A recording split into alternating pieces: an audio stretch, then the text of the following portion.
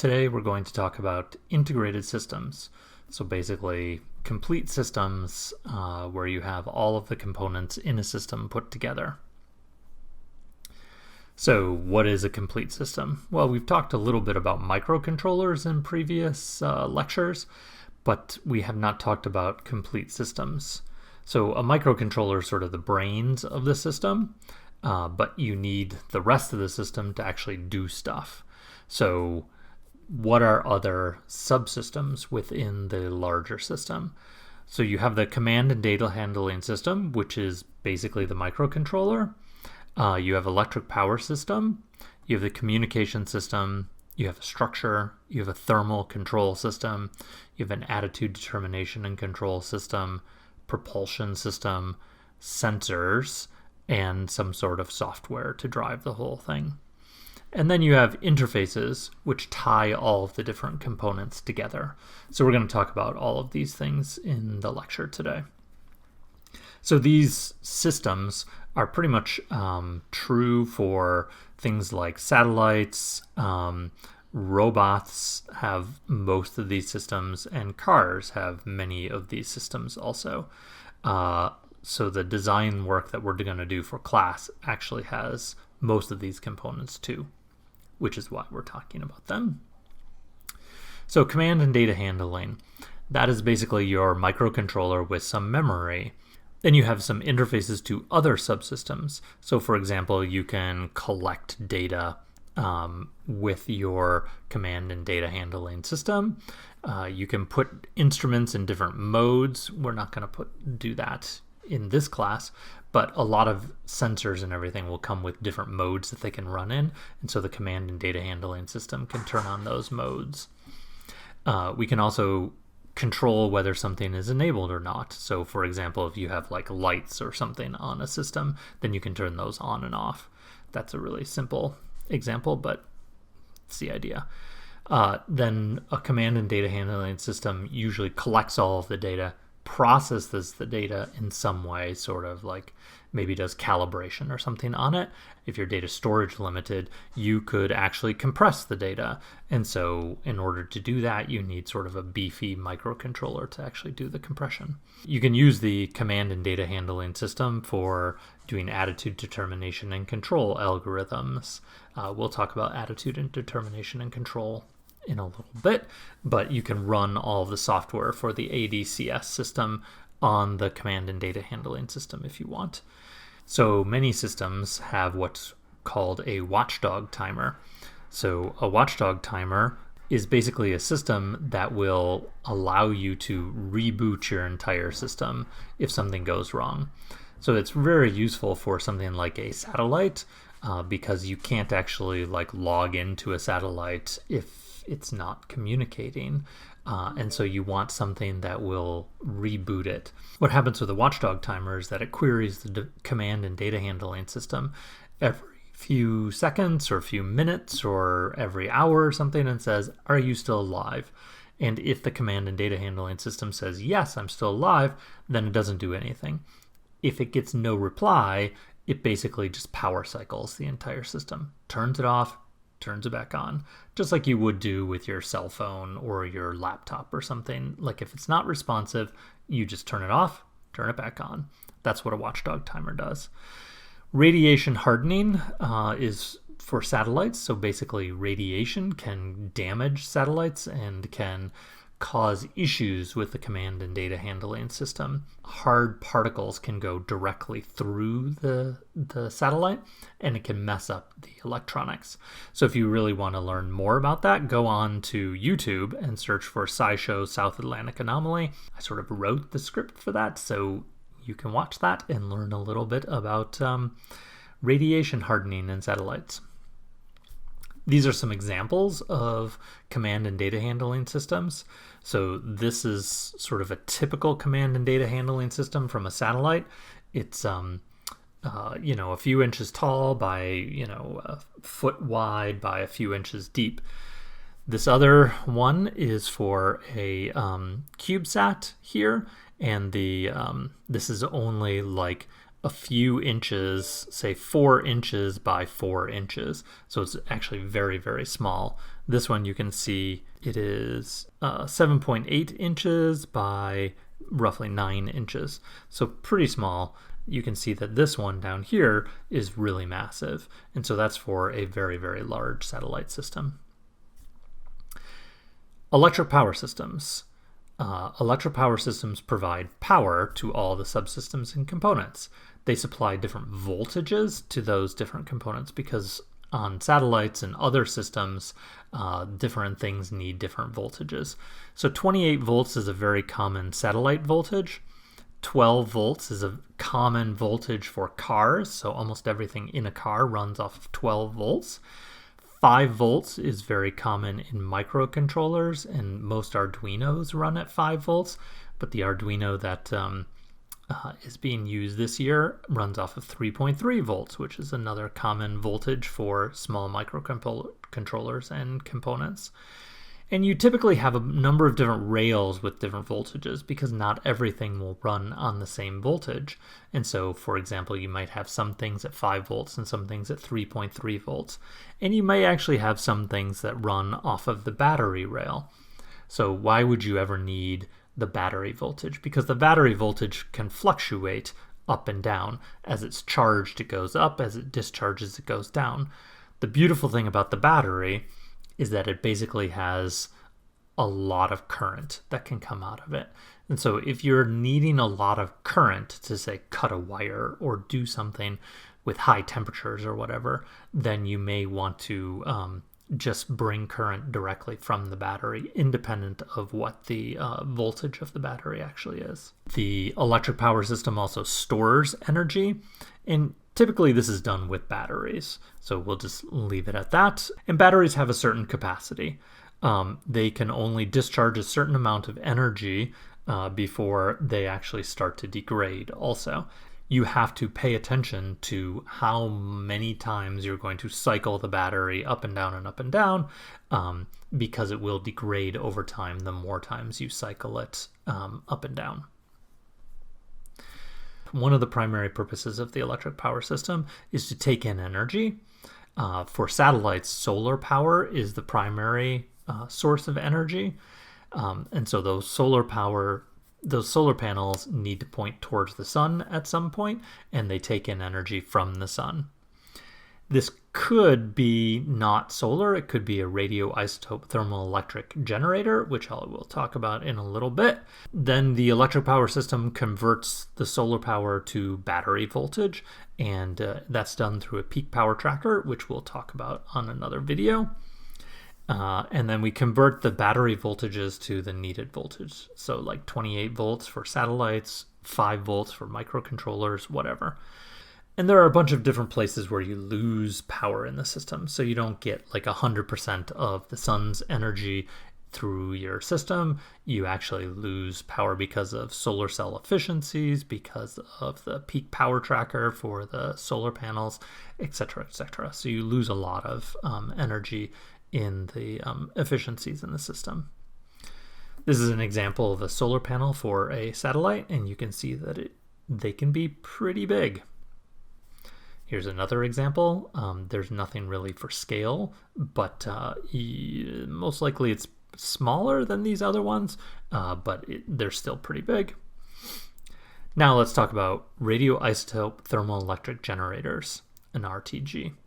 So this has been used for many outer planet missions. So if you send something off to, say, Jupiter or Saturn, there's not very much solar out at the outer planets. And so you need something else to actually generate electricity. So an RTG will do that. The way that an RTG works is that you put some radioactive material at the center here. And what that does is that heats it up. It heats up this thing, and it will get very, very, very hot. And then you basically radiate the heat out. And so you have these fins over here, which are then very cool because they're in space and they're radiating all of the heat out to space. You have a temperature difference, delta T here, and that delta T will actually drive a voltage. And so you can actually get a voltage difference across the temperature gradient, and that you can use that voltage difference to drive current and everything. in the system, and then you get power from that. The power doesn't last forever because your material is degrading with time. And so you use something like uranium, and that will last something like 20, 30, 40 years. And so you can maintain power for about that amount of time. Now, the bad thing about RTGs is that you're basically putting a big pile of uranium on top of a bomb, which is a missile, a rocket. And, you know, if something were to go wrong with that rocket and it exploded or something, then you would have uranium spread all over the place, and that would be a disaster. So we really don't like putting RTGs on top of rockets. So there aren't very many that are actually launched nowadays. Communications. So communications are a way to get information from your system to some other place. So say you want to, you have a satellite that's orbiting the Earth, then you need to communicate down to the ground with that satellite.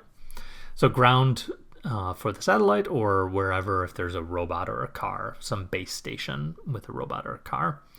You receive commands from the base station. So data comes down.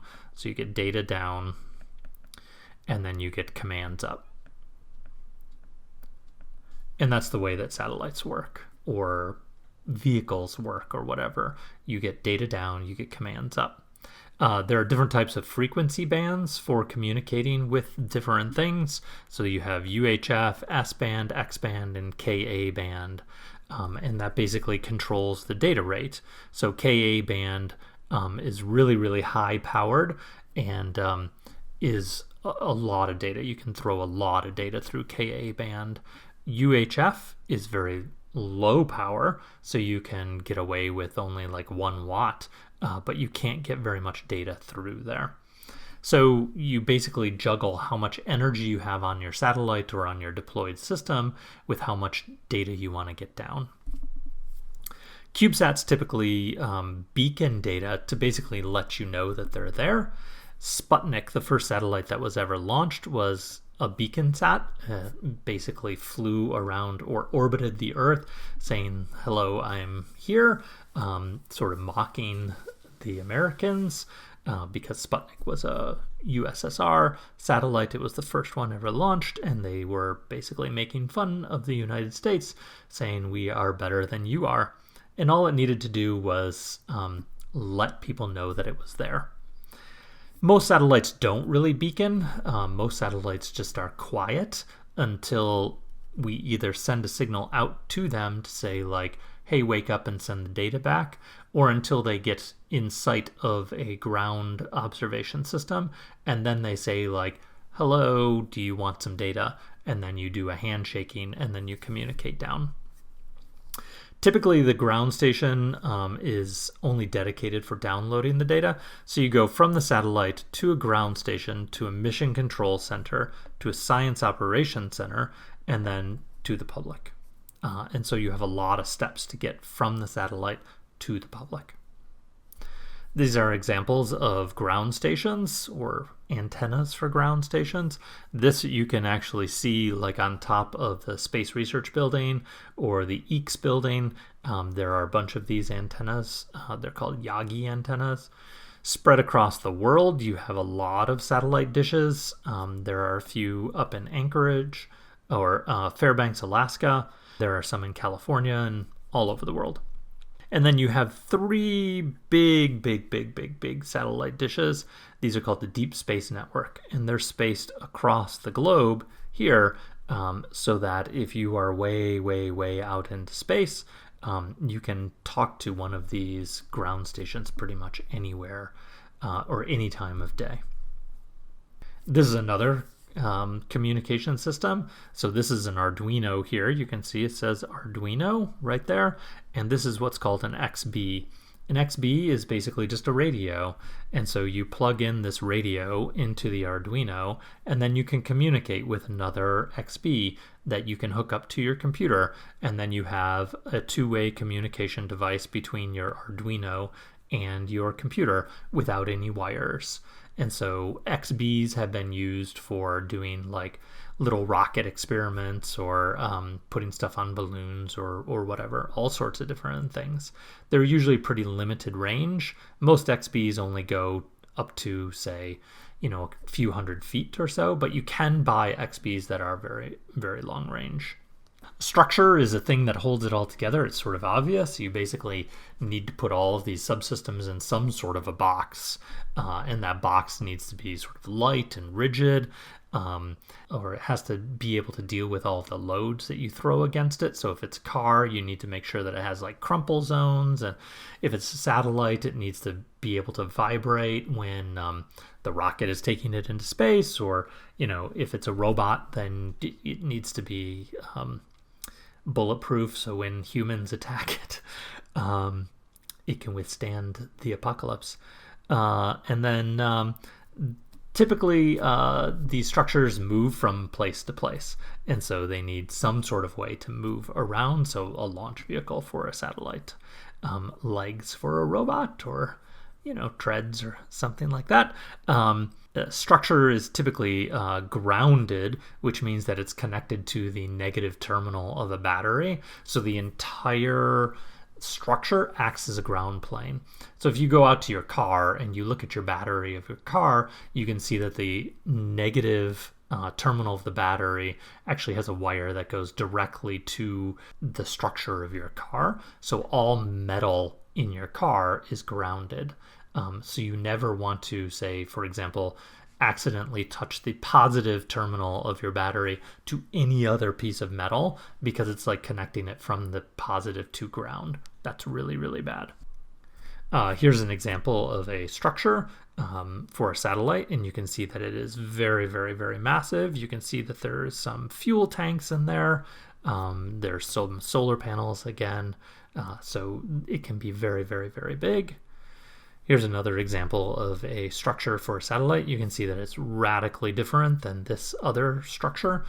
So you basically make a structure that fits what you need it to do. Thermal is actually very critical because thermal controls the operating temperature of a satellite or a system. And so oftentimes you put your system into an environment that may be a little too hot or a little too cold, and you need some way to actually regulate the temperature. Space is often too cold. Or in some ways it's too hot, because if you put something with like black panels on it out in the sun, then those black panels absorb the sunlight, and then it can get very, very, very hot. And so you need some way to regulate these temperature differences. Typically batteries have the smallest range of operating in survival temperatures. So if batteries become too hot, they can catch on fire, or they can explode or something. If they get too cold, they lose charge, and basically you can kill them. And so you need to regulate their temperature to within a very small amount. Payloads can also be very, very, very sensitive. So if you have something that takes infrared images, then you need it to be extremely cold. And so you have to have some way of regulating the temperature so it gets very, very, very cold. So how do you control temperatures? That's a big question. You can have some passive heating and cooling with some absorbent and emissive materials. So this has to do with blackbody radiation. So basically, blackbody radiation is basically like where you have some amount of energy coming into a system, and the system will radiate that energy through infrared. So like the sun radiates at a temperature of about 7,000 degrees. The earth radiates at a temperature of about 273 degrees. Kelvin, I should say, Kelvin. If you put a black frying pan out in the sun, it will get hotter and hotter and hotter because it's absorbing sunlight, and then it is going to radiate in infrared. If you were to put out on infrared goggles or something and look at the pan, it would glow brighter and brighter and brighter because it's getting hotter and hotter and hotter. The environment is obviously extremely important, because if you're going down to Antarctica, it's a radically different environment than if you're going to, like, Michigan.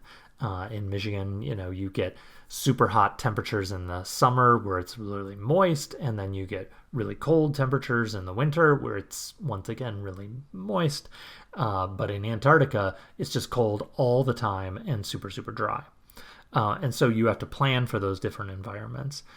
With a satellite, you could have some orbits which see the sun all of the time, 24 hours a day, 7 days a week, you're seeing the sun. You could also have some orbits where you're basically going behind the planet and then you're not seeing the sun, and so you get really cold there, and then you come back around and then you see the sun and you get hot, cold, hot, cold, hot. And so you have to plan for all of those different environments depending on what your orbit is. This is a radiator here. It basically has these fins on it here, which basically will radiate out to space.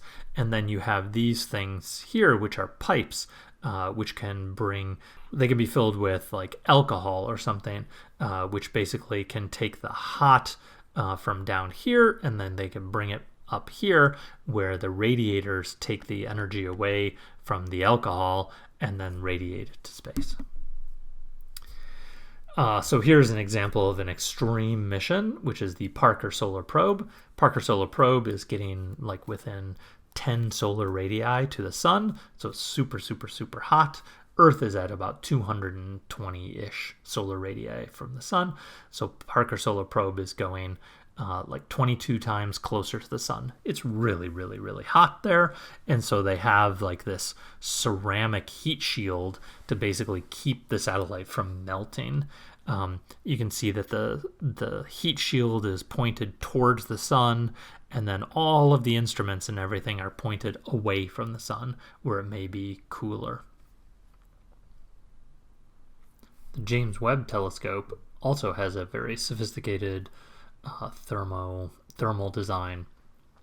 Basically, it is an infrared camera, and it really wants to look way out in space and look at stars and stuff in infrared. And so in order to do that, it needs to have its detectors very, very, very, very, very cold. They're aiming for something in the less than 10 degrees K range, and so they want it to be extremely cold. So they have these lots and lots and lots of thermal shields.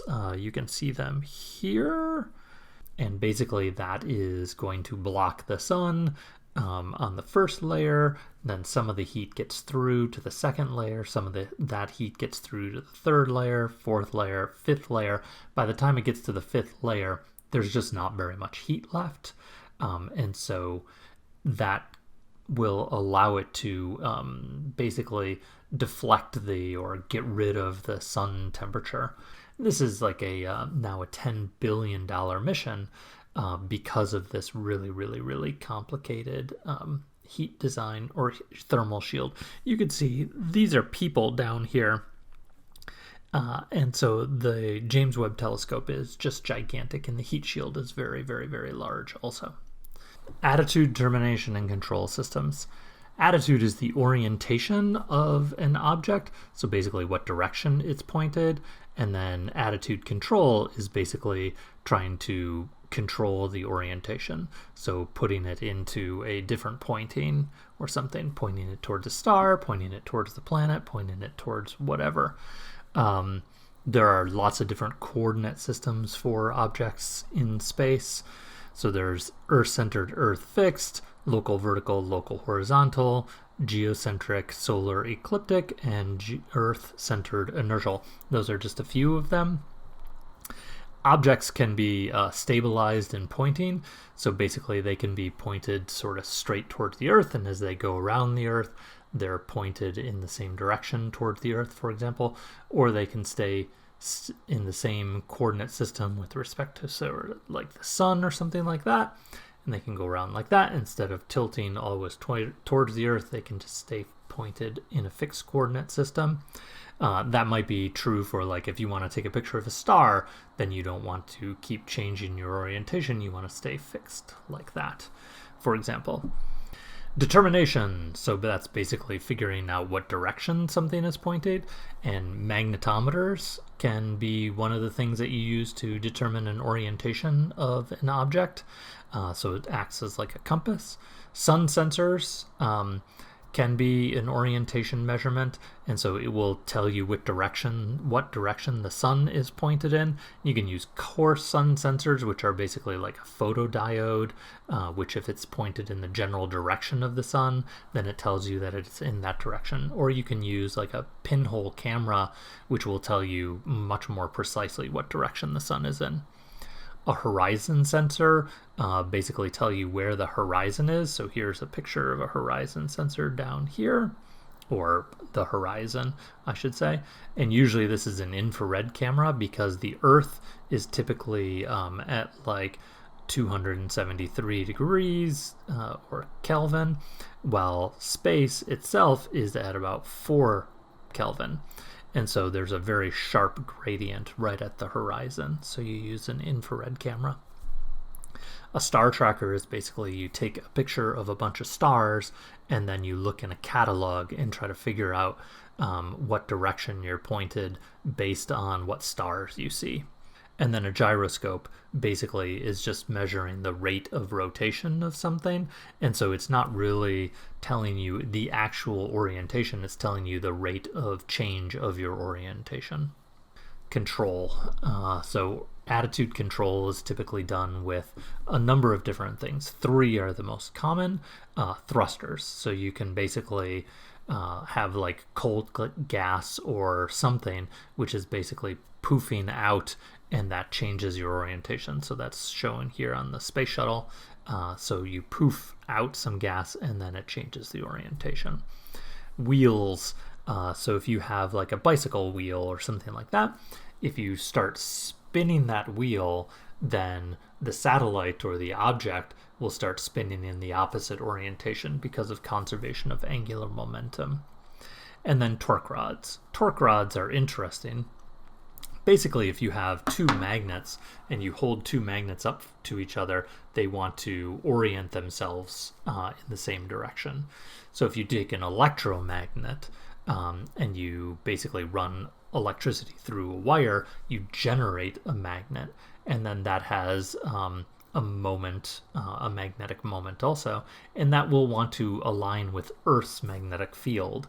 And so you can basically use 3 torque rods pointed in 3 different orientations to try to align yourself with Earth's magnetic field in whatever orientation you want. Position, velocity, and timing. So most things need to know their position, some things need to know their velocity, and almost everything needs to know the time. And that's typically done with GPS. So GPS is a constellation of satellites, as showing here. And those satellites, all they do really is ping, they send out the time. They basically say the time is now 9:42 on September 28th or whatever day it is. Ping, and then they say that it's 9:42 and 3 seconds. Ping, 9:42 and 4 seconds, etc., etc. They basically do this continuously.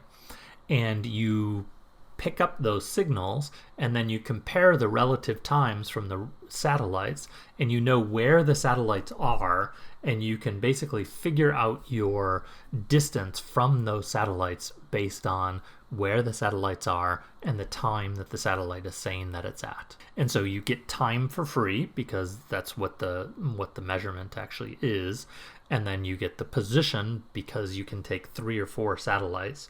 Actually, you take like 10 satellites and you compare all of their distances, and then you get a unique spot on Earth which tells you where you are located or in space or wherever. And then the velocity, you can take the time derivative of those, or you can use other signals.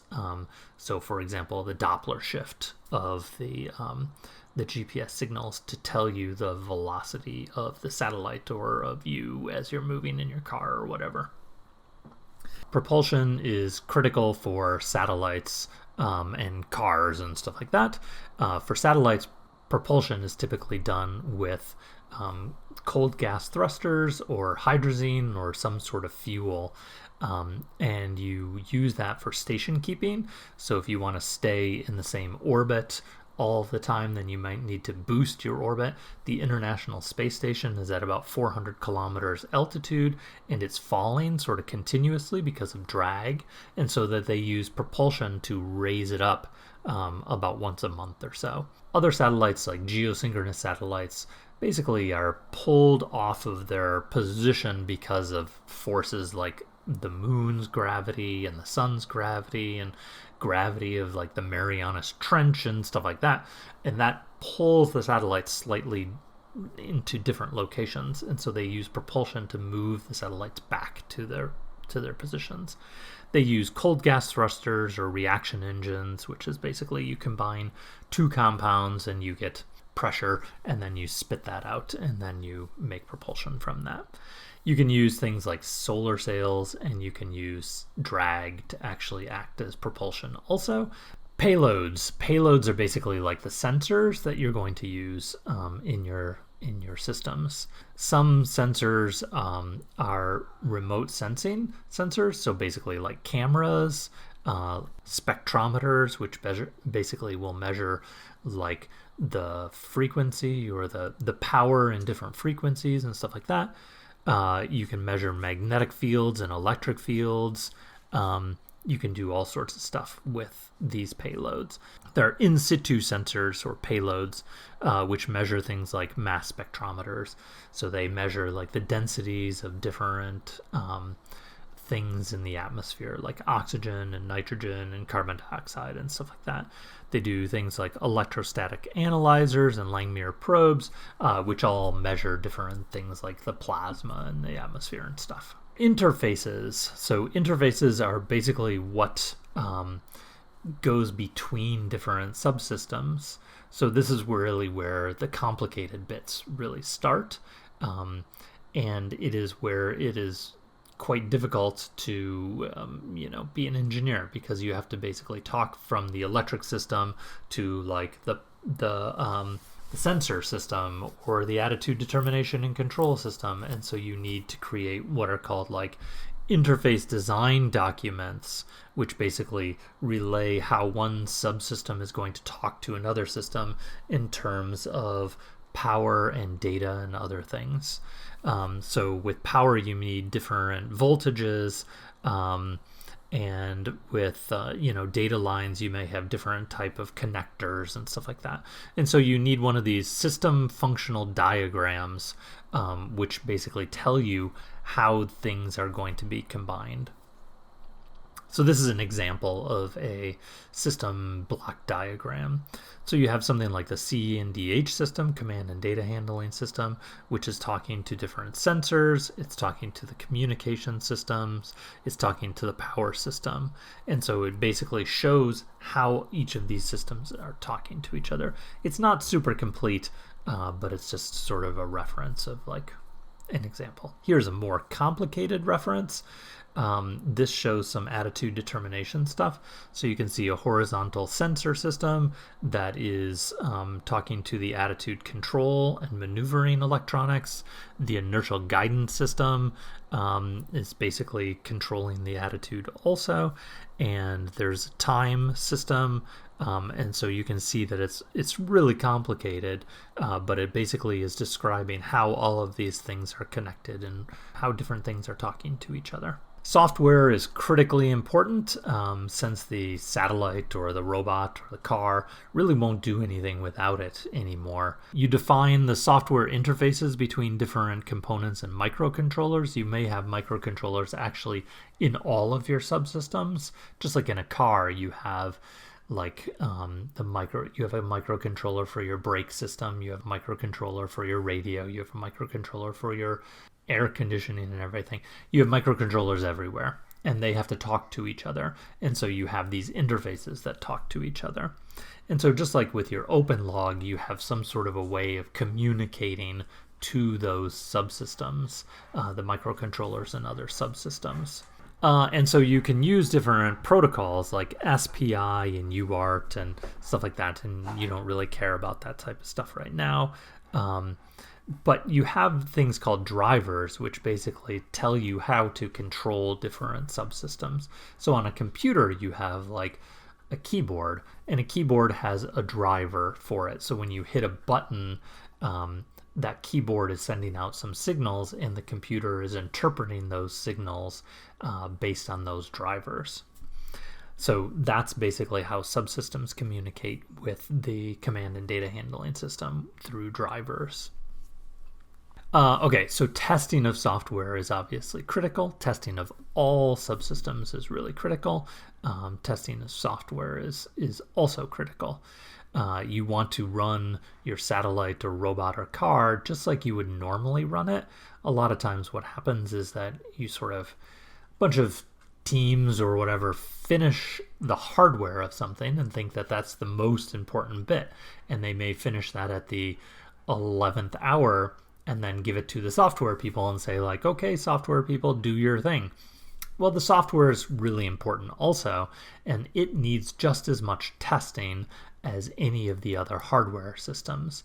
So for example, for satellites, what they do is they run the satellite system for about 1,000 hours, which is, about 5 weeks continuously, and make sure that there are no errors.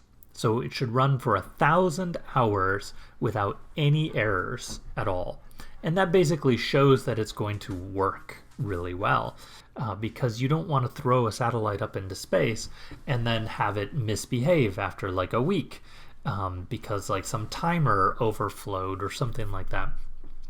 So you really need to test and test and test with the software. This is an example of the Ariane 5, which is a rocket. They basically didn't do as much software testing as they should have with this, and it launched, and after about 60 seconds, there was a glitch in the software, and it exploded the rocket.